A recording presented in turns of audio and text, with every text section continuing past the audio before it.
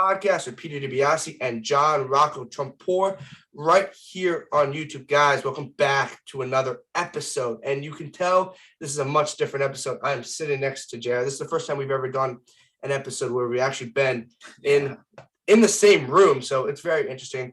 The reason for that, technical issues on my end, so I'm going to take full responsibility for that. But today's episode and the reason you clicked on the YouTube video is we are breaking down the college football playoff, which is upcoming in a couple of days. And we're doing that with our good friend, Ryan Matson. Ryan Matson, welcome to the show. Hey guys, how we doing? Thanks for having me. For those who don't know, I go to the University of Wisconsin, so big college football guy, go to a ton of games. It's something I really like to talk about. So excited to be here.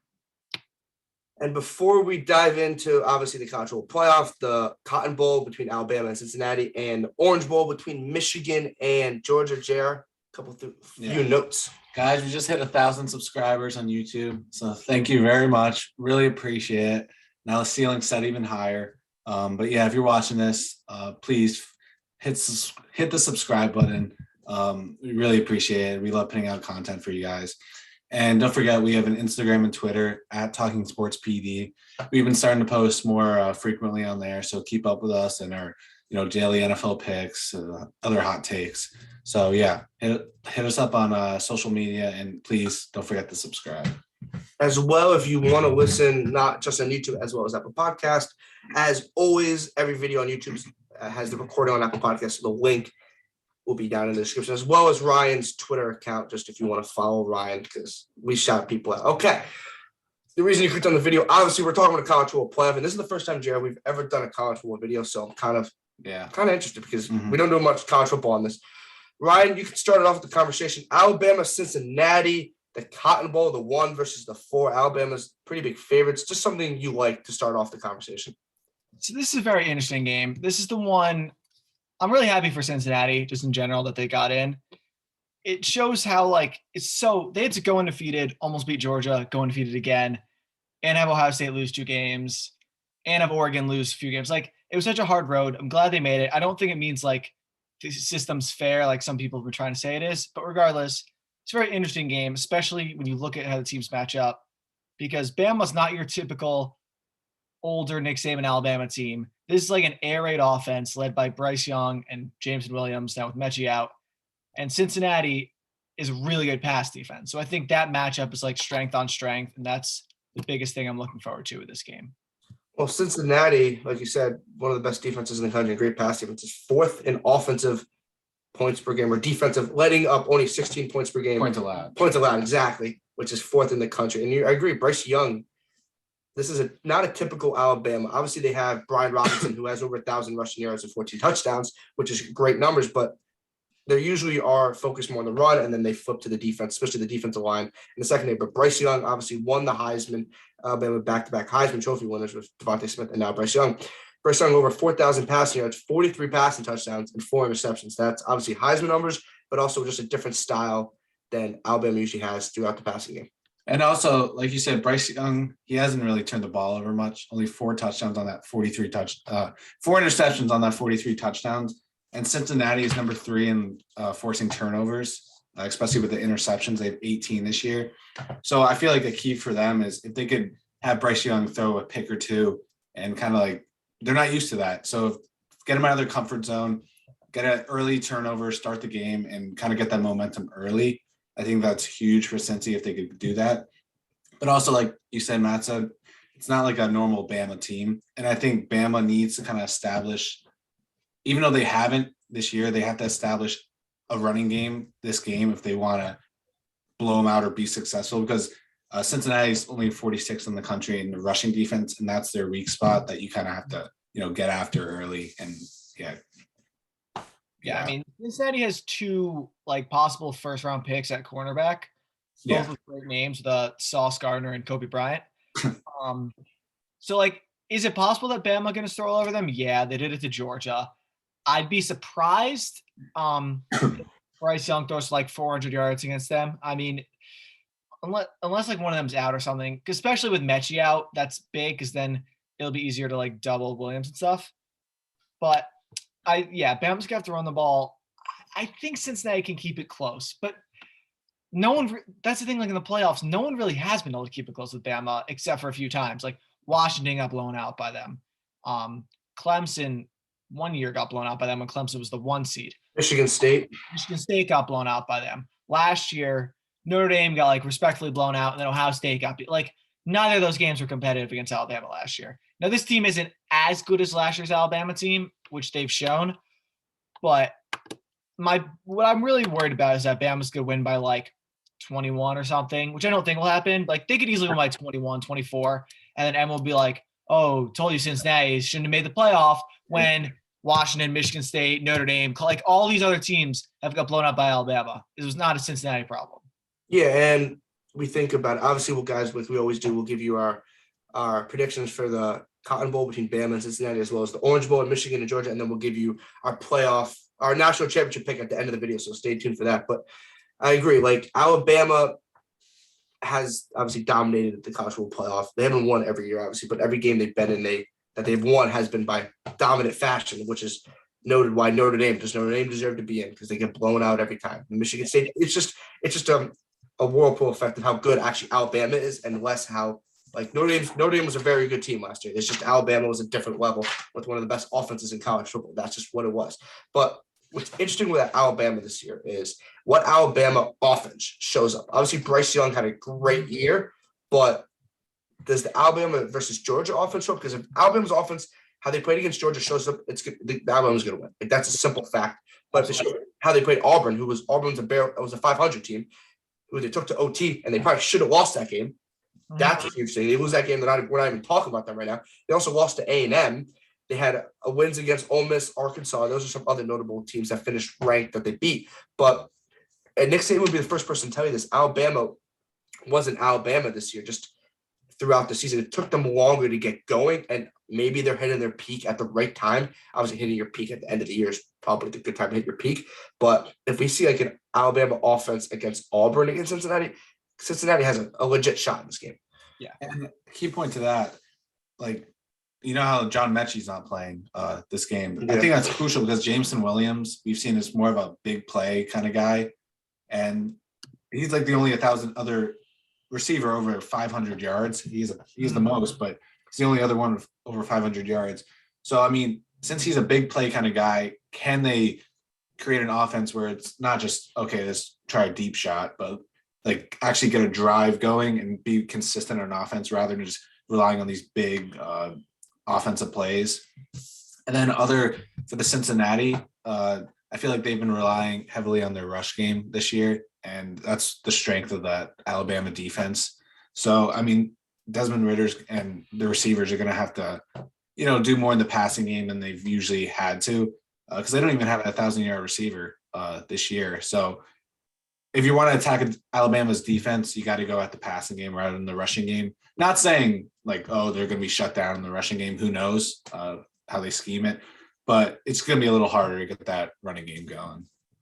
Yeah. So to kind of like bring that all together and like the kind of case against Alabama, if you will, or at least case for Cincinnati, because everyone's kind of running them off. So Cincinnati scored 24 points against Notre Dame. That's not crazy, but it was enough to win the game.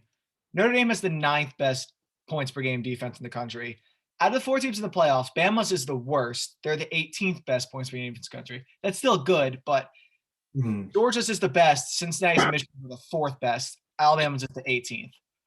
Not a crazy drop off, but no, it's a decent amount of drop off. Ritter's gonna have to win the game, and it's possible. Like he's his probably second round, maybe third round talent. Like he's gonna be an NFL quarterback.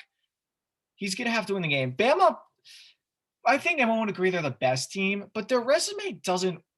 They have a good strength of schedule, but they beat 3 not good teams by a combined like 8 points. I think it was a little more than that, but they beat Florida, who ended up bad, by like 2. They beat LSU, who was bad the entire season, at home by 6 in a game like they really could have lost. And then they really should have lost Auburn if Tank Bigsby just goes down inbounds. They lose that game. Like they're one boneheaded play away from losing to a not good Auburn team with a first-year head coach. And I wonder how different the conversation is if they lose that game, because they still get in the playoff if they beat Georgia and they lose that game. My thing with you're saying like the strength is, you're saying it's a good strength of schedule. However, they didn't, really blow out any teams. They didn't. Yeah, they slept walk through a bunch of games. I feel like they're getting momentum's a huge thing, and they're getting that momentum at the right time. Like the Auburn, yes, they should have probably beat Auburn by a lot more, but it was the ending of that game that kind of like, okay, like wow, like Bryce Young, you're like Bryce Young started, hitting a different. That last drive was really you saw when it was Georgia too. Like they kind of just hit a different level. So it's that momentum where I think if they continue that, they can be. They're definitely the best team by far. But like you said, the whole season throughout, maybe they haven't significantly shown that they're the top team. Yeah, that performance in the SEC championship game was probably the best performance by any team in any game this season. Like they took it to Georgia. That game was never really close after like the second quarter. They also have the worst loss of any team in the playoff, though, for what it's worth. Cincinnati obviously has 0 losses. Michigan, they should have won that game. They lost at like the number 6 team. Texas A&M was not special this year. They're good. Like it's not like a terrible loss, but like Bama's defense got cooked by Texas A&M's third string quarterback in that game. So it is possible. There's also a road game in a hostile environment, which this won't be. So those are definitely a recipe, obviously, to beat Alabama. Going off the straight to schedule, Alabama has the second worst straight to schedule out of the 4 teams. Cincinnati is 72nd, so that obviously that straight to schedule is horrid. Yeah, Alabama is the second best strength of schedule. I flipped my number wrong. Michigan is the 12th best strength of schedule. Then Bama at 23. Then Georgia at 28, if I'm looking at my notes right. And then Cincinnati at 72. So Bama's been tested, I guess, compared to Georgia and Cincinnati, but as a national powerhouse, they haven't been prepared. But they have wins over Ole Miss. Ole Miss finished 8th in the country. Arkansas finished 21st. Georgia finished 3rd. Lost against A&M. They finished 25th, but that's not the best 25th team in the country. But flipping, I do think Cincinnati has a shot. Obviously, beating Notre Dame, finished 5th in the country, and also beating Houston, who was a very solid team this year. That's 2 good wins. Also wins over UCF and SMU. So those are definitely a recipe to beat Alabama. Controlling the ground game and controlling the time of possession is a huge thing for Cincinnati.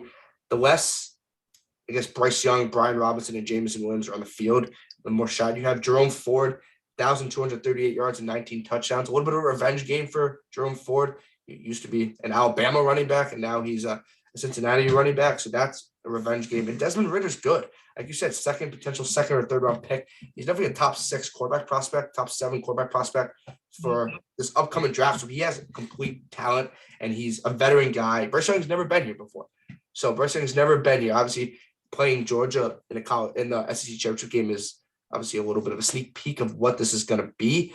But he's never been here. Obviously, Nick Saban's been here. But I want to go back to your point. You said outside of Jamison Williams, because they don't have John Mechie. John Mechie and Jamison Williams both had over 1,000 yards receiving. They combined for 23 total touchdowns between those two. But John Mechie's not playing in this game. So you have Jamison Williams, who had an unbelievable year, over 1,400 yards and 15 touchdowns. But you take out John Mechie, who's your second best receiver, and you have a combination of Slade Bolden and Cameron Latou. And Slade Bolden has 333 yards.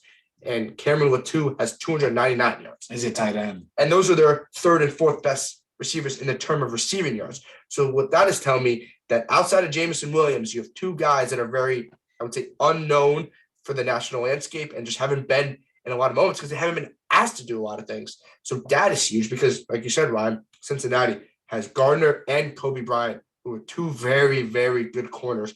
One of them is going to obviously be on Jamison Williams, but if they can slow down Jamison Williams, outside of Jamison Williams, there's not a lot of receiving talent. My thing with Bama's receiving core, though, yes, they're missing John Mechie and these guys like Slade Bolden, like you said, Cameron Latou, who's a tight end.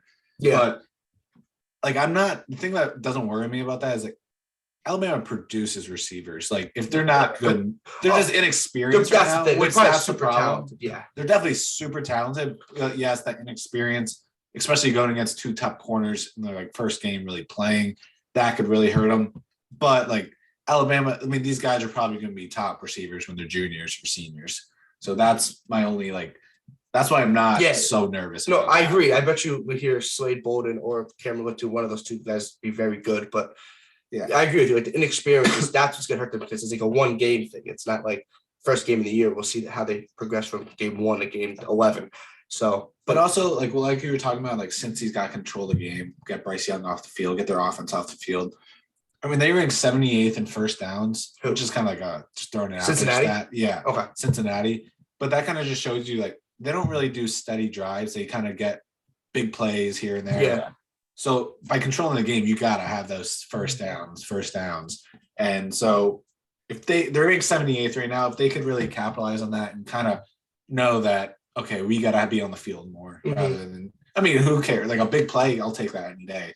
But rather than 3 and outs, you gotta do drives, have drives, and keep your defense your best asset in this game on the field.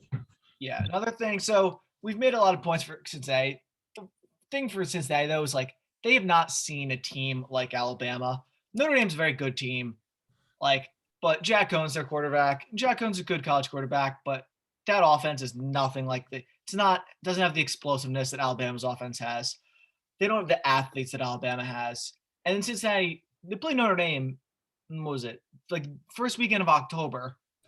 And then they play like 5, 6, 7 straight games against like bad teams. And if we're going to gripe about Bama only beating LSU by 6, then we have to bring up that Cincinnati only beat Navy by 7, and they only beat Tulsa by 8. And those are not good teams. So that's fair. And another point, once you get like into the game, comes down to the coaching, I think, which Bama, it is worth noting that Bill O'Brien is in like COVID protocols, their offensive coordinator right now. I think he'll be back for the game, but that's another thing. Like that is a big said, none of the players are in protocols right now, but that could change like any second. I guess for any team, like that's not something I would predict. But like Luke Fickell at Cincinnati's built incredible program. He's done a great job. Like they've been really good for a lot of years now. But the game management in their game against Georgia last year was really bad in the fourth quarter. Like they were up 2 possessions and they were like snapping the ball with like 15 seconds left on the play clock against Georgia with like 2 minutes left in the game. So when it comes down to it, I'm going to trust Nick Saban over Luke Fickell in a big game if it does end up being close to the end of the game, which, I mean, Nick Saban's done it so many times. Like, yeah. It's almost that like Tom Brady kind of thing. Like he's never out really. Like if they go down by 7 with 2 minutes left, you're not like, oh shoot, he might lose this game. But like, I mean, you are, but you kind of in the back of your mind, you keep it there that he's probably going to come back. Yeah, Luke Fickell, great coach, and obviously has done a great job with Cincinnati, taking them from an average program to a top tier program. He's going to have to coach a perfect game.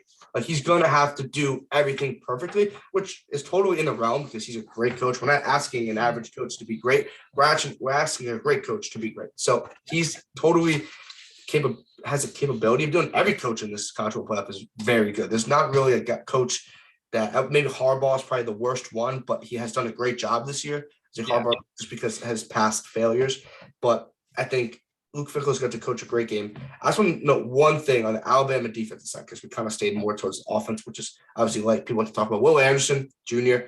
might be the best player in the college football playoff. Him or Aiden Hutchinson, I would still think I think Will Anderson Jr. might be better than Aiden Hutchinson, and that's a very tough ask.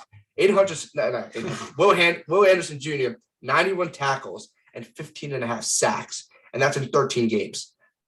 That's an unbelievable mark.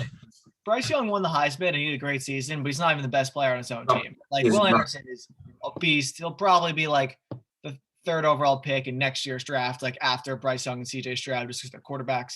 But like he's great, incredible. He turned Alabama's defense. Like they averaged ending up giving up 20 points per game, which is like good. Like they were not good at the beginning of the season, and then his emergence really turned that defense around. It's kind of similar to like what Micah Parsons has done with the Cowboys this year.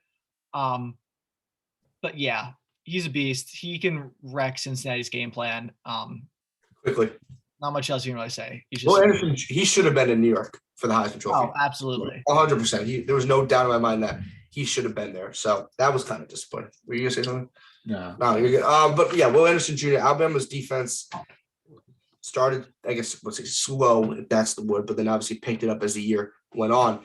I think we touched enough on the Cotton Bowl, Alabama versus Cincinnati, before we flip over to, I guess, potentially closer game in Michigan and Georgia.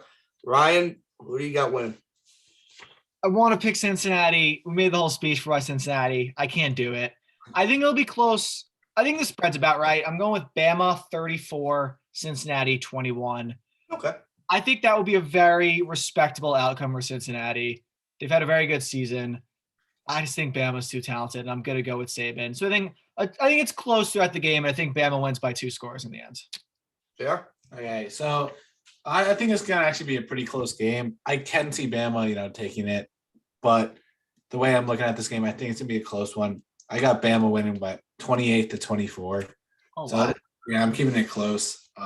Because I feel like Cincinnati, if they could do the right things, which I'm thinking they might be able to do, like we said, really get that passing game going and stopping Bama run. I think they could be in it close, and I think it's gonna be 28. I guess I'm going to be generic and just keep with the same pick you guys have, which we don't want to keep fun. I'm going to go Alabama. I got Alabama winning 38, and I got Cincinnati having 24. So 38-24, Alabama. I think Bryce Young is just going to be too much. I think it's going to be close, potentially going into the second half, which I'm hoping it's going to be close because just us not having a horse in the race.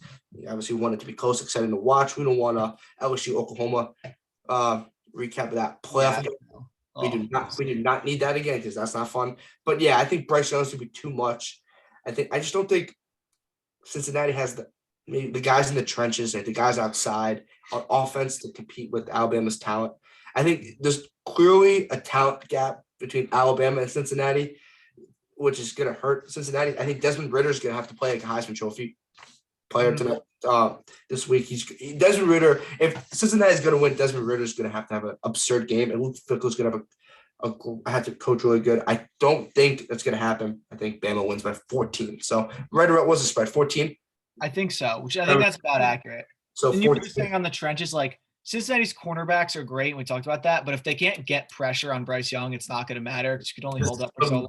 Cornerbacks can only do so much. Yeah. I do think the one thing to note, like we said, John Mechie not playing, I think that's potentially something if Jameson Williams if they can get pressure and Jameson Williams is kind of, I wouldn't say shut down, but it's kind of occupied. I just think there might not be nobody else. Since he could stop that big play, yes, 100%. They're in the game. Yes, you cannot give up big plays.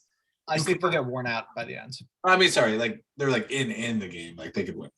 No, yeah, if they don't give up big plays, they're gonna have a shot in the fourth quarter. If you're Cincinnati, that's all you can ask for. We got a shot. Like a Johnny Manziel type game that he had against Alabama. Exactly. You're gonna need something. Yeah. Or like Trevor Lawrence, his first championship game against Alabama, like something like that. Yeah, you also have to minimize the amount of possessions Alabama has. You don't quick scores. One, they're gonna kill you because they score quickly, and then your offense gets a 3 and out. Alabama's right back on the field, and then the game's almost just feel like it's over. So you have to sustain drives, which, like you said, Cincinnati ranks somewhere in the 70s on first down. So obviously that's not their formula. Might have to be their formula, but Cincinnati's gonna have to not big plays, slow down Alabama's offense. It's a tough task. You have to do a lot of things. Maybe block a punt. I don't know. Do something. You gotta do something special. I think they're gonna have to catch a break like that. Alabama muffs a punt. Alabama's special teams are usually like Achilles heel of their team. Block field goal, miss field. I feel like someone's gonna have to break their way. Yeah, and to pull an upset, and you're 14-point dogs. So that's a big dogs. You're gonna have to do something cool. Yeah. If you go into the fourth quarter with a shot, the ball bounces your way. You never know. So that's all you can actually. If you keep it 10 or below going into the fourth quarter, you have a shot. That's Texas A&M and a huge kick return touchdown against Alabama in their game, and that kind of swayed the momentum and everything. So yeah, okay. So moving on to the Orange Bowl, all three of us had Alabama. Moving on to the championship, we'll give you our final predictions at the end. So now we'll tell you who we have them facing. Orange Bowl, we got the 2-seed Michigan versus the 3-seed Georgia. Both teams finished 12-1. Obviously, Michigan won the Big Ten championship over Iowa, but also beating Ohio State. And they also had wins against Wisconsin and Penn State. Their only loss is Michigan State. And then on the flip side, you have Georgia, who finished 12-1. Wins against Clemson, Arkansas, and Kentucky. And then their loss was against Alabama in the SEC championship game. Ryan, we're going to start with you. Start the conversation up. All right. As the resident Big Ten expert here and the person who saw Michigan play in person, beating my Wisconsin Badgers by a lot in Camp Randall, they're really, really good. They on both sides of the ball. I mean, They're fourth in defensive points allowed and ninth in points per game. McNamara's not special, but he's done a good job. And Hassan Haskins is a beast. Harbaugh's done an incredible job coaching this year. I know he caught a lot of flack. Like, they go 10-2 every year. They can't win the big ones. They won the big ones this year. And their one loss against Michigan State, they should have won that game. They had some bad turnovers. There was a bad overturn. They strip sacked the quarterback. They overturned it. If they didn't, they probably win that game. And also, like, Kenneth Walker had like 5 touchdowns. Like, that was a pretty fluky loss. Like, they outplayed Michigan State in that game. Regardless, they took it to Ohio State in a way I've not seen someone take it to Ohio State in the Big Ten in my lifetime. Outside of one fluke Purdue game, like, they outplayed Ohio State thoroughly. They're really good. Aiden Hutchinson is either the first or second pick in the draft, and Ojabo's really good too. I mean, they're a really well-constructed team. They weren't even ranked to start the season, like, which is the crazy part. Every year they start so high. This was the complete opposite of that. Wisconsin's defense this year was really good the entire year. We lost some games because of our offense. But the only team that took it to our defense the entire game was Michigan, and I saw that firsthand. So My thing with Michigan is that they rely heavily on the rushing game, and we all know Georgia is probably the best defense in college football. So that's just my only concern. Like, are they going to stick to that? Are they going to outplay Georgia in the rushing game in the trenches? Because I think that's where this game comes down to, in the trenches. I'm not a fan of each quarterback. I really don't like Stenson Bennett. This is a horrible quarterback matchup. Yeah, horrible matchup. Like, against Bama, he played bad, but his stats looked good just because a lot of it was garbage time. Like, he had 300 yards, 3 touchdowns, but he really had those 2 interceptions. He didn't play well. And like you said, that Michigan defense with Aiden Hutchinson, Ojabo, if they could get after Stenson Bennett and, like, get him on the ground, hit him, I think that's changed the whole ball game and puts it in Michigan's favor, because Georgia, they really heavily go with the run. They're very similar teams. They are, yeah. They're both average at quarterback position. Yeah. You both have 2 good running backs. Georgia has Zamir White with 718 yards, and then James Cook, who's the younger brother of Dalvin Cook, 619 yards. And then you have Hassan Haskins over 1,200 yards, and then Blake Corum with 900 yards or over 900 yards. Both teams rely on the run game, which is, I guess, I wouldn't say it's a bad thing, but one of these quarterbacks are going to have to make a play. Stetson Bennett's going to make a play. They're very similarly constructed teams. They very are. And I feel like whoever gets off to the lead in this game is going to have a very good chance to win the game. Because as someone who goes to school with typically not great QB play, when you put a lot of these quarterbacks in a hole, like, you're asking a lot. Now, like, McNamara's biggest strength, he only has 4 interceptions on the season, so he hasn't turned the ball over, which is important. He threw a bad one against Ohio State early, but if one of these quarterbacks turns it over a few times, like, that's probably it. Like, if Bennett throws 2 interceptions, like, that's probably the game, or on the reverse, because scores are going to be a lot harder to come by in this game than Alabama Cincinnati game. I don't know what the over under is, but I'm guessing it's at least 10 points lower than the other game, maybe more. Probably, yeah, definitely. Well, this is a game where I guess it's old school football. We got in the trenches. We're going to be Aiden Hutchinson on the side for Michigan. You also have Josh Ross, who leads the team in tackles with 95 as a linebacker. But then you have on the flip side for Georgia, you got Jordan Davis, who's a freak of nature down there. Nolan Smith, and then you also got Nakobe Dean, who has 61 tackles, 5 sacks, and 2 interceptions as a linebacker. And I was I was listening to a radio show, and they're actually talking about Nakobe Dean maybe 2 days ago, how he's one of the best end-to-end linebackers. When I mean, like, sideline to sideline. So that's a freak of nature. But I think I think both teams are going to have, I wouldn't say struggle to throw the ball, but I do trust Georgia's secondary a little more. I know they struggled against Bama mainly through the air, but you have Dorian Kendrick and Kelly Ringo for Georgia, who are both very good in the secondary. And then I also Lewis Keene, I believe I said his name right. We'll find out if I said his name right. But this game is a tough game to pick. I think we both all agree that Alabama was going to win, but both teams have lackluster. I wouldn't say lackluster quarterback play, but not anything that sparks you in the sense for the quarterback play. No. And I want to have a question for you guys. So, you know how Georgia, best defense in college football, But after that game against Alabama, do you think they're gonna? Oh, they're right back. This is still best defense in football. They're gonna get right back into that after getting blown out like that. I don't know. Their defense looked not good in that game. That's what I'm saying. Like Michigan's could take film from that game and kind of like dissect like how you beat this Georgia defense. Yeah, but then you're asking McNamara to beat Bryce Young, and you can't really do that. I agree. Yeah. The thing is, I just don't think the confidence is there for that Georgia. No, that's fair. I think that's up to Kirby Smart as a coach because like he's been an incredible coach in games where he doesn't face Nick Saban. It's 0 for 3, 0 for 4. Like it's bad. Georgia before that Alabama game, they hadn't played a good team since Kentucky in week like 7 or 8. Like that's Alabama. We said like Alabama beat Ole Miss, they beat Arkansas, Georgia beat Arkansas, but their schedule, like Clemson, who they played all the way back in week 1 and beat 10-3, ended up probably being like their best win at the end of the season because their SEC slate was really smart. I guess you had a Florida team that wasn't a Florida team. No. They didn't play A&M and they didn't play LSU, but LSU wasn't anything special. Neither was A&M. Like Clemson was the highest win. Oh yeah, and Ole Miss, but they didn't play Ole Miss. But Clemson, which is obviously not their fault, nothing you can do about that. No, SEC schedule.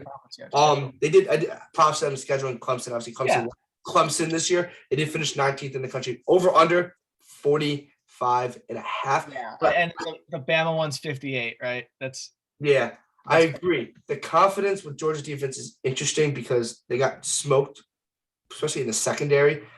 But I guess the good thing if you're a Georgia fan and you're Georgia, Michigan's not going to do that. That's not Michigan's style of offense. So I think Georgia's strength's in the trenches with their linebackers and their D linemen, and that kind of plays into what Michigan does. Because Michigan, like we said, almost has 2 1,000-yard rushers, and they just don't really have a great passing attack. Obviously, Cade McNamara doesn't really turn the ball over 4 interceptions, but Stetson Bennett only has 7, and Stetson Bennett has 9 more passing touchdowns. So I think Stetson Bennett's actually been better this year. And we have criticized Stetson a ton, and rightfully so. He just hasn't been what he should be, and he wasn't even a high recruit. Okay. Talking about Stetson Bennett at this point. I think we're criticizing Bennett more just because his defense is allowing 9.5 points per game, which is the best in the country. Like, no, agreed. Yeah, that's why we're criticizing him more because he has to do much less. But he was also nothing was ever expected at Stetson Bennett. Yeah. Okay. Yeah. Like, I'm not like going at this guy personally. Yeah, let's all take shots at Stetson Bennett. Still the quarterback. I know he's out with COVID now, so it doesn't even matter. But I feel like we look at this Georgia team a lot differently. I don't know. It's hard to evaluate Georgia after like all year they were thought to be like, yep, they're the best team. They're the best team. They're the best team. I agree. And this was the year that they were supposed to beat Alabama because they've had a lot of tough losses the past few years. And like this year they have the better roster. I think people said that because they really wanted Georgia to beat Alabama. Well, yeah. Like for me, like you guys know, I don't watch a ton of college football, and I just knew Alabama was going to win that game. I bet my friends, like I just knew it was going to come. Like, it was bad, but also like Georgia before Alabama, they played Georgia Tech, terrible, an FCS team, which don't get me started on the SEC playing FCS teams the second last week of the season. They always do that. It's the weird thing. So they should have to play 9 conference games like everyone else. Tennessee, who's bad. Missouri, who was bad. Florida, who was bad.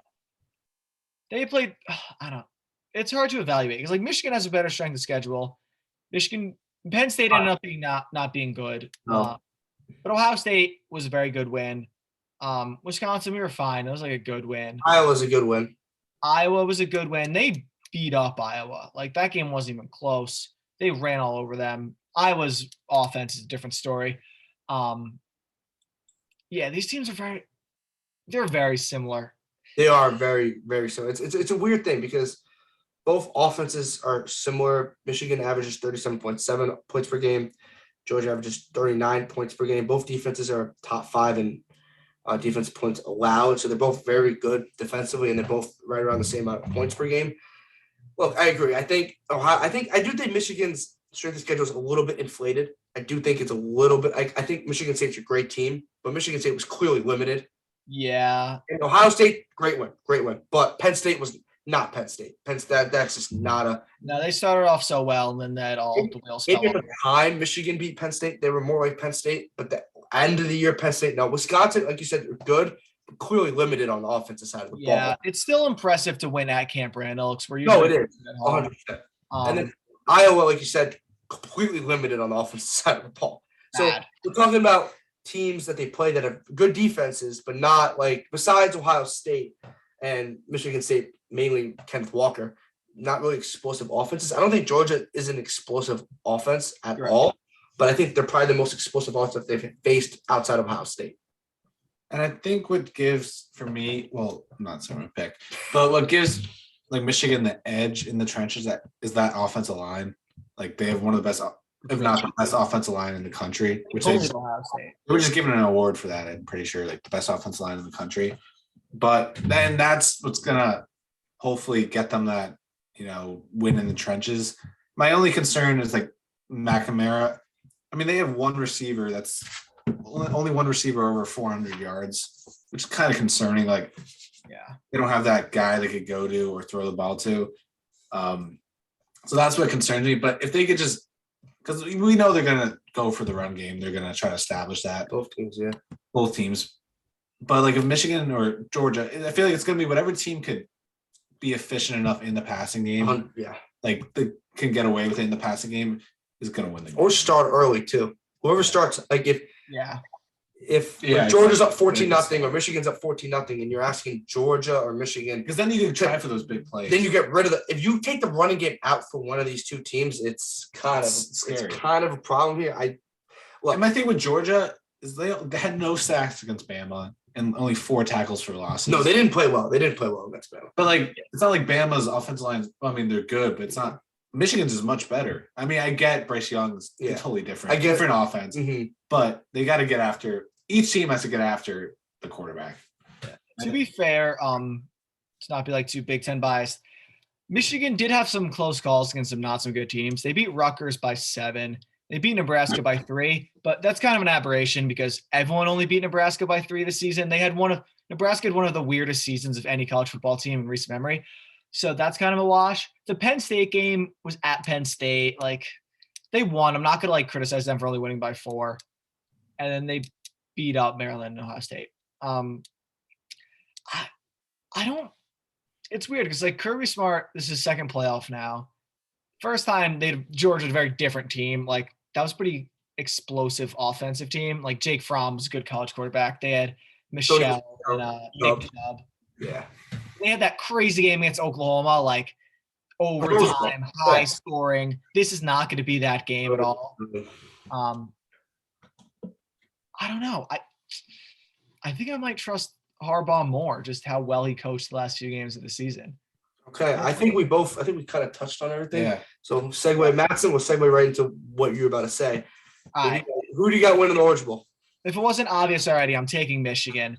I think a low-scoring game, 20-13 is my final. I think they get like a big turnover and short field touchdown. I see just them getting off to like a 10-3 lead and then just holding it throughout the game. So take the under, take Michigan. I think Michigan plus 7.5. That's a lot of points to be giving to Michigan. Arguably has a better resume than Georgia. Like, I think that's pretty disrespectful. Yeah. You tell them that. Yeah. Even if you guys pick Georgia to win, I get that. But 7.5 is a lot of points. No, I totally agree. I might even bet on that. JR? But I'm actually agreeing with you, Matt. So I'm going Michigan here. I'm going Michigan 24-21. Still a low-scoring game, a little higher than yours. I think it's going to be close at the end.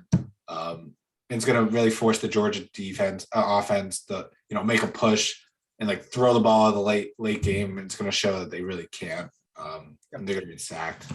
I'm just being really specific here. But I got Michigan 24-21. Look, if I pick Michigan, we're going to be on one of those graphics like on Twitter where it has every single person picked the same thing, and then we both got both games wrong. Because of that, I'm gonna pick Georgia 24-20. Obviously, that's not the reason I'm picking them, but Georgia. Oh, I was gonna say no, that's not the reason. But like you never see those graphics where like 6 guys pick so and so to beat the other team, and then they lose, and you're like, well, that didn't help. I got Georgia winning 24-20. I agree. That 7.5 point spread should not be there. Look, I have Georgia winning by 4, and that doesn't even cover the spread. So Michigan plus 7.5 might be, I guess. We don't promote betting, but if it's a bet, take 7.5. But I do like Georgia 24-20. The reason is, I guess I trust Stetson Bennett a tad more than I trust Cade McNamara. I don't trust either of these quarterbacks. And I do think Kirby Smart's going to have a game plan for Michigan's running game. And I do think both teams are very one-dimensional. I really do think this is a coin toss. I really do think this is a coin toss type of game. Like it should be like a 1.5 to 3.5 point spread. College football spreads are just never like that. But I guess I think Stetson Bennett makes one more play than Cade McNamara. That's what I'm betting on, and that's what I think everyone's betting on. That each quarterback makes one more play. That's really. I know it sounds very simple, but when both teams have good defenses, good guys in the trenches, good secondaries, and can run the ball very well, and with both average quarterbacks, you're going to need your quarterback to make one extra play. I think Stetson Bennett makes one extra play, and maybe Georgia got embarrassed against Alabama defense, and maybe that motivates them. Maybe it does the opposite of what. That's true. Yeah. It thinks, you know what, we just got embarrassed on the national stage. People said we were the best defense in the league, country, and then nobody's talking about us. Let's go show that we actually have a good defense. I think they do. I got Georgia winning 24-20.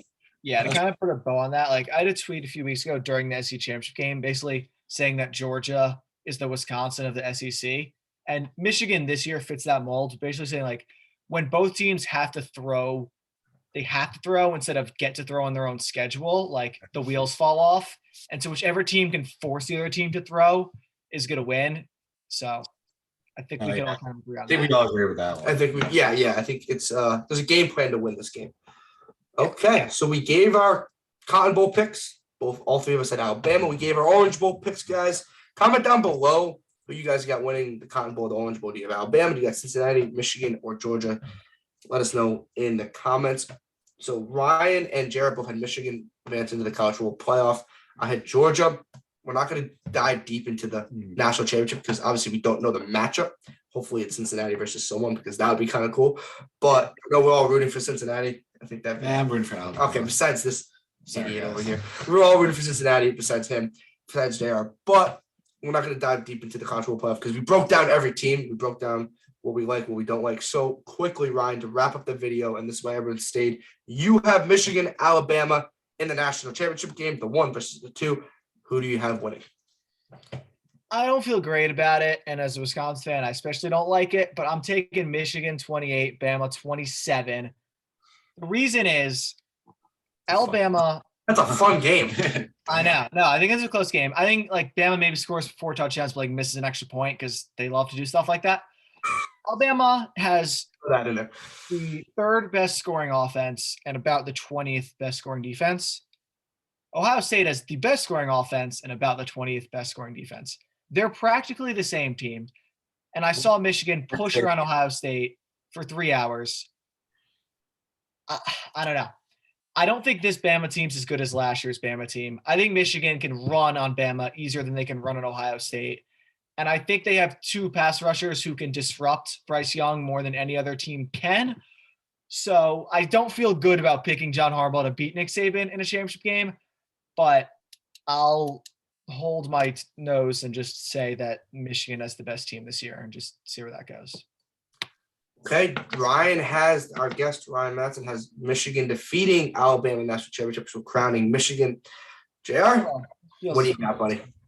I'm going the other way on this game. Yeah, so I saw it about an hour I think ago. it's going to be Alabama winning against Michigan, 35-24.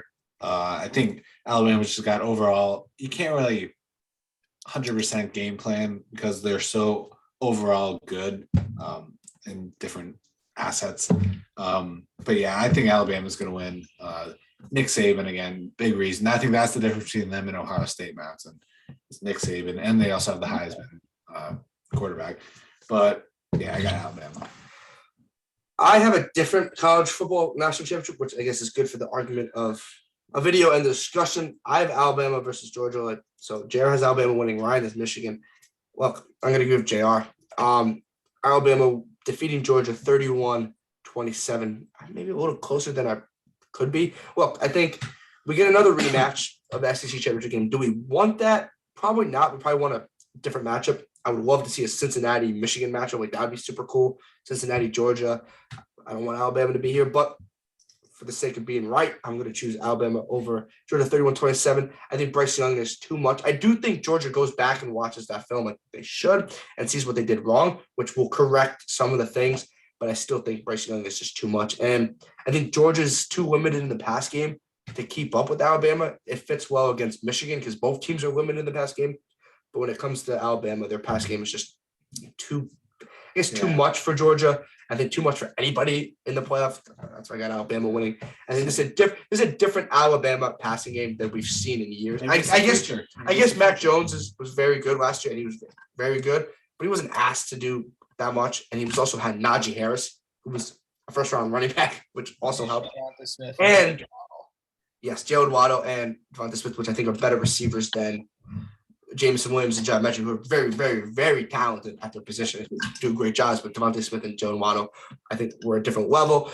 I think Bryce Young, obviously, Heisman Trophy winner. I'm going to take my money on that. I got Alabama winning 31-27. I think Georgia scores a garbage time touchdown. They're 31-20. They scored 31-27. So it was like a 10-point game, but it ends up being 4, which I would like to see. And you know what? We don't usually do this. I want to see, Matt, what do you think the spread would be? We've never done this before. Thought this in my head before. That's the first time doing college football. That's true. We've never done a college football video before. All right. The spread for what? If in your championship you had Alabama, Michigan, what is the spread? Alabama by like 10, probably. JR, Alabama, Michigan. We go 9.5. That's awesome. Alabama, Georgia for me. I'll take Alabama 14. No way. It was Georgia minus 6.5 for the ACC championship game. Yeah, it's flipping 14 Alabama. Yeah. So I hope like Cincinnati winning will be really cool just for the sport. Yeah, I mean, I agree, Jim. Hopefully we get to a team playoff soon. That would be cool. 8 or 12. It's not gonna happen until 2025. You know what? That could totally be another video discussing the 8 or 12 team video. It would be awesome. Home games, the first round would be awesome. They need more of those, less neutral site games. But yeah. I agree. Enough of those neutral site games. Guys, thank you guys so much for listening and watching. Ryan Matson has Michigan winning the national championship. I have Alabama. Jared has Alabama. Ryan, thank you so much for coming on. Thanks for having me, guys. I see on the record that not rooting for Michigan, so don't get my Wisconsin fandom taken away. But he's just a Big Ten. He's a Big Ten fan. This is the first episode we've ever done where I sat next to JR, so that was something interesting. Hopefully, it comes out looking good. JR, anything else you got to say before we sign off? Yeah, just don't forget to like, subscribe, and follow us on social media. And also follow Ryan Matson 23, I believe. Ryan Matson 23 on Instagram. We'll put your real Twitter on down there. At Hoodie O'Neal. He posts, fun content. Yeah, content. Oh, yeah. If you're Rangers, Knicks, Wisconsin, Yankees, and Steelers. Rangers, come on. It's mostly Knicks and like Yankees. All right, Knicks, Yankees, and Steelers. Yeah. If you're a Knicks, Yankees, and Steelers fan, we'll put the Twitter in the description. We got the man for you. And yeah. But yeah, like Jared said, like and subscribe. Keep the subscriber count. We hit over 1,000, which is our goal, but obviously we don't want to stop there. If you want to listen on Apple Podcasts, you can. The link will be in the description. Drop a like, follow us on Instagram and Twitter. Until next time, guys, this is the Talking Sports Podcast with Peter DiBiasi and John Rocco Trumpbour. Have a good night.